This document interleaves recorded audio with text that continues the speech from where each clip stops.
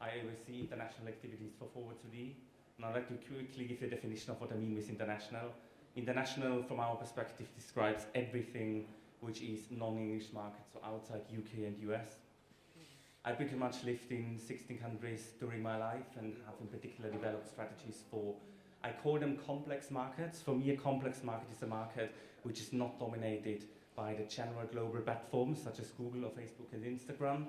And it's markets where you have to really develop relationships on top of technical complexity in order to achieve the same things which you would achieve in Google-centric markets. So I have a question for the two of you. How does Weibo and WeChat facilitate influencer marketing in China? Yeah. So I think first of all, nobody argues about the fact that KOLs play an important role in social media. Not globally, of course, but in particular for all of the APAC markets, with a certain focus on China, Korea, and Russia. But what's important to understand is a couple of years ago, KOL only was a small component in the whole social media mix. However, it has changed very much, and while in the past we only used it for an in an ad hoc way whenever we wanted to push a promotion, it very much turned into its own channel, where a lot of investment is made. And that's not because people are investing more in branding. It has very much turned into a channel which you can use for branding to grow your awareness, but you can also use it as a performance channel, and a lot of people don't understand that yet.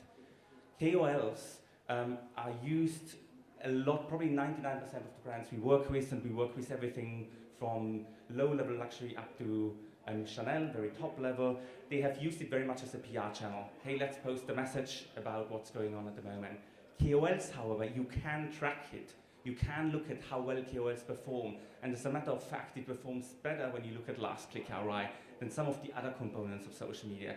So what it's important to take a very fluid approach when you work in social media and very heavily integrate KOL into that. Can you tell us how has your technology platform Stage managed to help you better understand and analyze, react to the complexities of cross-border advertising? So before I can explain how we react to that, it's important to understand what Stage is. We live in a digital world which we are overwhelmed by a number of different technology platforms. Not only that, we are overwhelmed by a lot of data. Now, you can't ask an analyst to look at one metric in isolation. Ideally, you want to have an analyst to look at a number of different sources, understand the correlation between those metrics, and then take the right approach in order to tackle a certain issue in a market. Now, what Stage is doing, it extrapolates from all the different data sources the most important elements, and it does that by taking all the platform data, it takes all the client data from the CRM, but it also takes data from third-party providers, such as, for instance, we pull in weather forecasts because we know when it rains tomorrow, people spend more time in front of the computer and we can target them with more ads. But also for one of our biggest sports fashion brands, we pull in live news feeds. So during the European World Championship, we actually, the second a goal was scored, we have pulled in the person who has scored the goal and the actual score of the match, and then we updated all the ads across 17 languages simultaneously, across all the languages. Now that's linguistically relatively complex. English and Chinese are languages which do not have many declensions and conjugations, so you can do it relatively easily. For other languages, it's more difficult. Now, where Stage helps you really for complex markets and to bridge this gap for different cultures is, it doesn't only work for the standard platforms. It's easy to integrate with Google, Instagram, and Facebook, but it also integrates with all the local platforms in China, such as Baidu, Sanliuling, or Sogo, which are the key three search engines. That's really important because you do need to look at the overall picture. A lot of the brands we work with, they design a strategy which is very global, but unfortunately doesn't really respect the local requirements. And that's really important. If you understand what hasn't worked on the local strategy, you can only do that if you can compare everything together. You will be able to adapt the strategy and get better results from that. And that's what Stage helps to do. Taking all the data in one place, making sure your analysts spend their time on analyzing the unpredictable and leave the predictable to the system. You don't want them to waste their time on looking at reports. You want them to waste their time on looking at insights and what to do next and speak about that. Leave all the predictable to the machine across the different channels and the formats. Can you share with us What were some of the biggest challenges you've encountered in China while working with luxury brands, and how did you manage to tackle them? That is a very broad question, so I'm probably going to have to pick a few of them. But I think you can think about any fashion brand I worked with over the last 11 years. I think they all have a little bit of the same issue, especially when you go very high-end luxury. They develop a global strategy which is very much tailored to the global platforms, but it doesn't really respect and understand the local formats which exist, which are very different in China across the board. Whether it's search or social media, it doesn't really matter. If you don't do that, you will fail. And then when you communicate that back to the client, they may not understand that because they have certain expectations with the metrics they look. As an example, we can actually use a slide from my presentation now, if I manage to make this work. I heard it's very tricky to use this. So. You got it. Okay, I'm going to jump through that because you know all of that. Let's focus on the exciting bits. So I'm not going to explain you what a Google ad looks like. You all know the format of a Google ad. But speaking about search in China, you actually can have specific formats which are only for branding and specific formats which are only for your generic, for your growth and for your performance. So you do have brand zone, which is called Pinzhuan in Chinese. So brand zone is very important to secure your top position. Brand zone is the only product which you only as a brand can run. Any other PPC product your competitor can run as well. And depending on whether you have enough money, you will stay up in the top position. But brand zone, only you can sign up for that one. However, there's a challenge with this as well. On Baidu, brand zone is very expensive. You have a minimum cost, you have to sign a framework contract, it's a minimum of 5,500 pounds per month. It doesn't work for all brands. You need to have a certain level of volume in order to justify that cost. There is, however, other formats such as mini brand zone. Mini brand zone, unlike full brand zone, you can tailor towards certain geographies and you don't have to pay the full price, which you have to do for full brand zone. That allows you to do much more targeting and actually you can manage the cost. So if you run brand zone and you run Shantou, so Shantou is pretty much the normal BBC format, but there are 8 variations in China. They are different mainly because you can put a lot of images into the ad. So Google is very limited, it's either text or links. You can have enhanced site links, but that's about it. In China, you have 8 variations on the Shantou ads. You can put images below, above the site links, next to it, so it makes the real estate very large. Now, if you combine your Shantou ads with your brand zone ad, you can imagine you cover a huge space. That's going to really help you to increase your share of voice.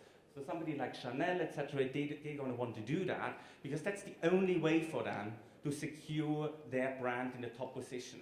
Because really trademark restrictions are not going to work. And that's the same across all the other channels as well, such as mobile. Now, I spoke a lot of theory. I would like to look at some specific case studies. Now, I know it's almost 6 and case studies are not easy to follow. So let me focus on the simple ones. It's actually simple, bear with me. I'm going to explain it. So I spoke a lot about these 2 components. In China, even though it's search, you can focus on specific products which are only for your brand, such as brand search, and you can focus on products like Shantou, which are specifically to increase your awareness as well, because you can use generics for it as well. Now, this is a client who didn't quite have the money to do Baidu brand zone, even mini brand zone, so we were saying, let's pick Sanliuling, which is the second biggest search engine with 15%. It's moving quite fast, probably soon 20%. You can do full brand zone at a much lower price than on Baidu. So we tested that for them to prove a point how important it is to secure your brand in China. What we've done is we set up full brand zone in combination with the standard ad. We managed to push all the other competitors and the irrelevant ads, including a lot of fake sites, down below the fold, which meant we increased not only the traffic significantly, but we got much more relevant traffic and the new customer percentage went up as well. Following that test, which was relatively cheap to do, without a long 1-year frame contract, which you have to sign with Baidu, we could prove the point of the importance and they could move into another search engine to do that. Now that's for brand. Now you may not have any brand awareness for some brands in China, so you have to actually grow that one. Now, I've explained before that the ad formats for generics are also very different. You can put a huge amount of images into your ad. By varying those formats, and they're up to 8, some of them work across desktop and mobile, some of them only on mobile, constantly varying them is very important. CPC fluctuations, which stands for cost per click, are extremely strong in Baidu. I sometimes feel like Baidu just switches up the CPC because they need more money. But in fact, it's very hard to regulate that one. So what you have to do is to constantly update those ones. By doing that for a brand which wasn't that strong yet, we managed to improve the relevance, which then obviously gives you a better quality score and then consequently lowers your CPC. So you actually pay less amount for your traffic, but you send much more conversions. And that has also resulted in the overall performance of the campaign. Now that's very search focused. You see it's relatively complex, more complex than Google because of the format variations, but you have the same complexity actually in social. So let me pick a social case study. Now you do have a huge number of different products across the social platforms, WeChat and Weibo, and they differ quite a lot. Now it is important to understand that because similarly to search, the fluctuations across the different products are very high for the cost per engagement, so you have to very quickly, almost on a daily basis, update those apps in order to maintain a low cost per engagement and lower it further. So just by doing that for one main luxury e-commerce website, so not a direct brand, we managed to keep that at the level and actually continuously increase the performance. But another key aspect is products which don't exist on Facebook and Instagram, for instance, such as the fans top feed ad. It's a specific brand ad which appears at the very, very top of the Weibo feed. And we managed during this Singles Day, which started on the 4th and went through to the 12th, to actually push specific activity much more strongly. I don't need to explain to anybody in the room that certain dates in China are very important. They spend huge amounts of money. It's incredibly competitive to do anything during those periods. So picking a new product which other people haven't yet picked up is going to give you the edge in order to achieve something better with that. Yeah, there's a lot of data out there for market research programs which say that 15 to 35 age group is about 97% of that group are pretty much using WeChat and Weibo, which is correct. But that doesn't mean that the other age group don't use it. So older age groups, up to 75%, above the 35 ones, to 55, they still use those social media platforms as well. In particular, WeChat, there's more and more, I mean, when I lived in China with the older people, they do very much communicate via it. So it's not that you cannot use that one, but you have to use it in a different way with different formats.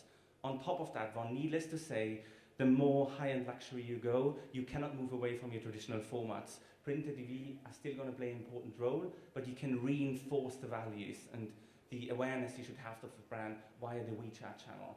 And Weibo is more like an information platform. So they use it more to get some information. There won't be much interaction because it's a little bit more complex to do that. People prefer to, there's a huge trend on WeChat, which is much stronger than the Weibo one. My last question for the two of you would be, in 2017, what should brands take into consideration when trying to tap into the Chinese market? I think in general, take a very fluid approach with your media mix. Don't get stuck on one particular channel because you understand the channel or because it's something you know has worked well based on your global strategy. As I explained before, the goal of every brand, well-established brand, with a lot of awareness in any language or market, is always you want to stay globally consistent to the guideline, but you want to stay locally and culturally relevant. That second part of my phrase is the challenge. This local and cultural relevancy while maintaining the global consistency. And I think that's what clients need to work more. They need to, of course, you would never want to sacrifice the brand, but you need to make certain compromises to have that local consistency. And I think you can do that with a good mix, a media mix channel. Now you can only do that if you have a good attribution model in place. Of course, as we spoke before today, cross-device tracking is going to become more important because people want to understand what performance is driven and from where customers driven from one channel to the other. So all of that will play an important role. There's a good, healthy mix of technology and still respecting the actual brand to a full extent is the important thing to be successful.